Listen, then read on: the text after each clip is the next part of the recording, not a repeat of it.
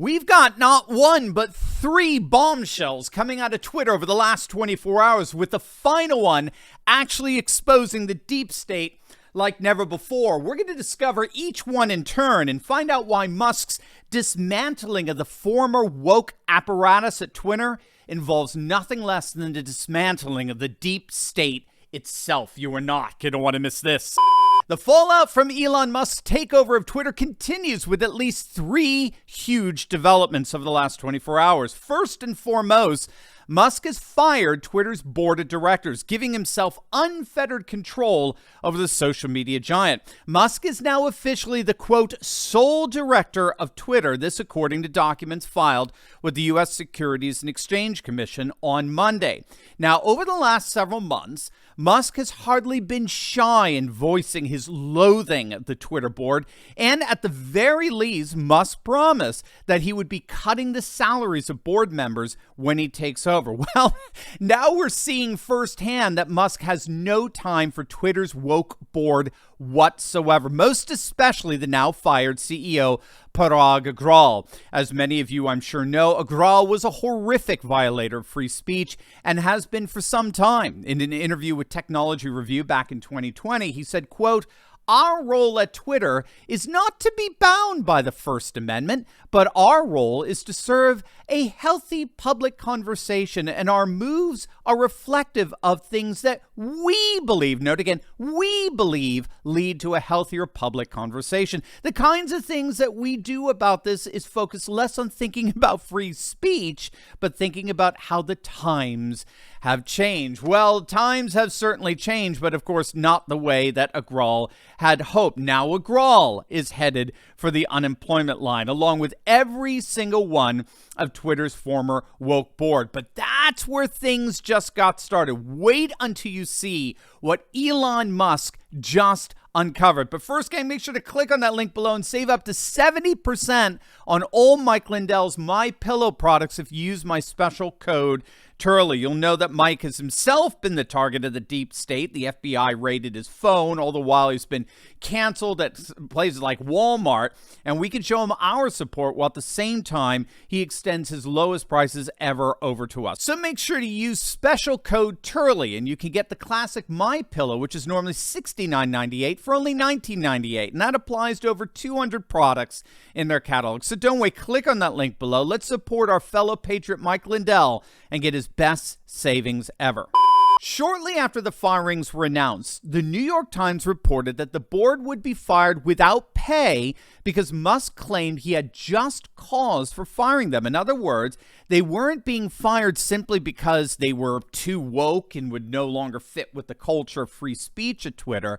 No, they were being fired because of some kind of just cause. Yesterday, Elon Musk tweeted out a bombshell accusing the Twitter board, along with their law firm Watchtel, of deliberately hiding evidence from the court. Musk highlighted a tweet from a fellow by the name of Yoel Roth. Now, if you don't know, Roth has been reported as the one who blocked the Hunter Biden laptop story before the 2020 election. He's also been reported to have referred to members of the Trump administration as, quote, actual Nazis. He apparently was responding to the Women's March just after President Trump was inaugurated in January 2017, when he tweeted out rather snidely, "Yes, that person in the pink hat is clearly a bigger threat to your brand of feminism than actual Nazis in the White House." He referred to Trump as a racist tangerine. I mean, the guy's a piece of work. He clearly operates with a sewer for a moral imagination. I doubt he'll have a job much longer. He's still at Twitter, if you can believe it. But here, with this tweet that Musk highlighted, it appears that he's clearly complaining, Yoel is complaining about OKRs, or objectives and key results, that were backed by fraudulent metrics that were apparently hidden from evidence presented to the court over the last few months. And he actually went so far as to say that they were doing precisely what Elon was accusing them of doing. So now we've got a bombshell tweet from this rabidly anti-Trump fact checker on Twitter that vital information, key user data, was indeed hidden during the acquisition process. And this explains why the board was just fired without pay. But then, at the same time, we've got a third bombshell, and that's the revelation that executives from Twitter, as well as Facebook, regularly held meetings with the Department of Homeland Security to discuss deliberate censorship on a wide range of topics, including the disastrous withdrawal from Afghanistan, obviously the coronavirus and vaxes, and even tweets about racial justice and BLM. This according to documents leaked to The Intercept. Tucker Carlson exposed this bombshell on a show last night in his interview with Lee Fang at The Intercept, who broke the story. Lee, thanks so much for coming on. This seems like a really important story, which is for some reason being ignored. Do we get the outlines right? The administration is working with the tech companies to censor people. Yeah, that's right. You know, Tucker, we looked at really hundreds of documents that paint a vivid picture of the FBI, the DHS, closely collaborating with the top social media platforms, Twitter and Facebook, to censor various forms of content under the banner of fighting disinformation. And the story shows a couple of things. One, it shows what you just mentioned, a very cozy relationship between the government and these tech giants. There's those monthly meetings that you just mentioned, but also just very cozy emails and texts. Not a very adversarial relationship. You know, we looked at one text where Microsoft executive texts Jen Easterly, the top disinfo director at DHS appointed by Biden, basically saying the government needs to get, the private sector needs to get more comfortable with the government. They're closely collaborating on reports talking about the expanded role for DHS in censoring a really broad collection of topic areas, of policy and political topics.